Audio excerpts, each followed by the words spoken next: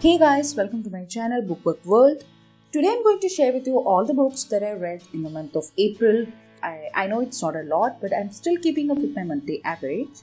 So that being said, the first book that I read is To Die of Death by Kenneth B. Anderson. This is the second book in the Great Devil War series. Philip is a boy who accidentally ends up in hell. So in the first book, he trains under Lucifer, the devil himself, as his apprentice and ends up solving a mystery. So in this second book, Philip goes back to hell to help Mortimer, the master of death himself. Overall, I enjoyed this book. The story was fast-paced, the world building was amazing, and the characters are growing up with each book. That is what I always like in terms of series, because with each book there is continuity and growth for the characters.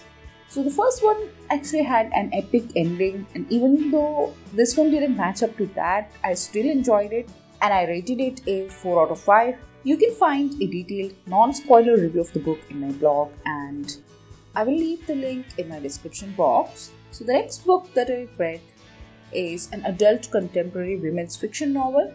Viv is in her 50s and is going through menopause. And then she learns that her husband is cheating on her, and all of a sudden she finds herself a single mother to her 7-year-old daughter Izzy, who is completely adorable. So Viv at first doesn't know what to do with herself or how to move forward, but she takes each day as it comes, and with enough support system to back her up, she finds herself and turns around her life. So I enjoyed this book. It is like a delayed coming of age book. It's witty and optimistic, and somewhere around the middle there was a bit of a lag, but it had a lot of interesting characters, and it was really heartwarming and positive, and that's what I liked about it. I rated it a 4 out of 5, and you can find a review for this in my blog as well. So next book that I read in April is A Year of Chasing Love by Rosie Chambers. Olivia Hamilton is a divorce lawyer. She recently crossed the 500 benchmark, which is like a milestone for divorce lawyer, and an article comes up about her. But Olivia is not so keen on that because she is not a cutthroat lawyer. She wants to create a supportive environment for her clients. And then things change quickly when Olivia is served her own divorce papers in public.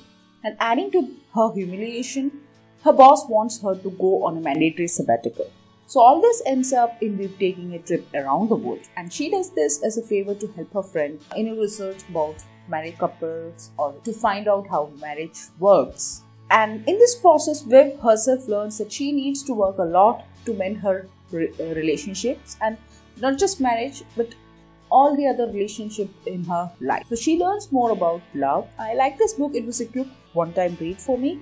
But this is a debut novel, and you can tell because it was way too descriptive at some time. Yes, it's a quick, fun read. So I rated it a 3 out of 5, and you can find a detailed review for this in my blog. So the next book that I read in April is The Testaments by Margaret Atwood. I was fangirling from the start for this book because I read The Handmaid's Tale a few years back and I loved it.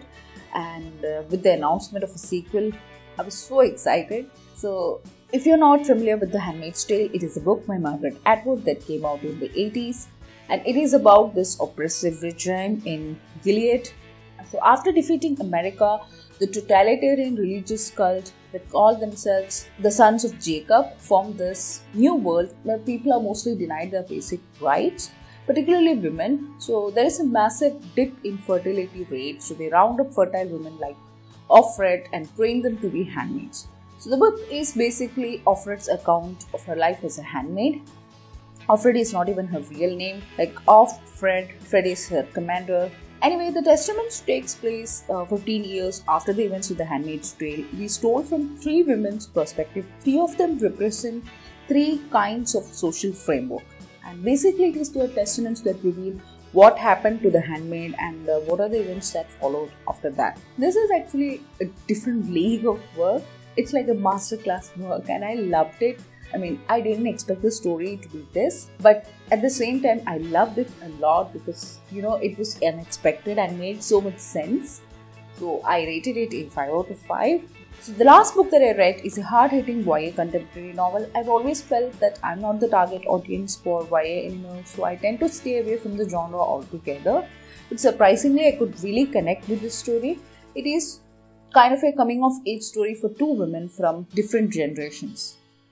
Cassandra is an 18-year-old who has dreams and passions, but she faces some harsh realities of life at a very young age. She is an adopted child, and now her adopted mother has a heart condition and she is dying, so Cass has to deal with that, and the finances of her otherwise very supportive home is dipping, and she has to face that as well. And then she has this urge to find out where she came from, who her birth mother was, and that leads to Cass searching her birth mother.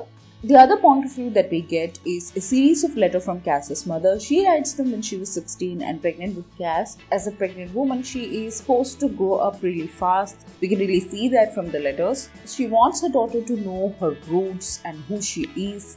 How these two connect and find themselves is basically the plot of the book. There were times when this book really made me emotional. It moved me. I loved it a lot. The whole support system that Cass has, the whole aspect of dealing with your origin and also balancing all those complex relationships. I enjoyed all that aspect of the book. I rated it a 5 out of 5. I will soon post a review of this in my blog and here in the channel as well. So those are all the books that I read in April. I know it is not too much, but May has been a very good for me in terms of reading so far. So let me know your thoughts about these books in the comment section. Make sure to subscribe to the channel for more bookish updates and discussions. I will see you in my next video. Thank you for watching. Bye.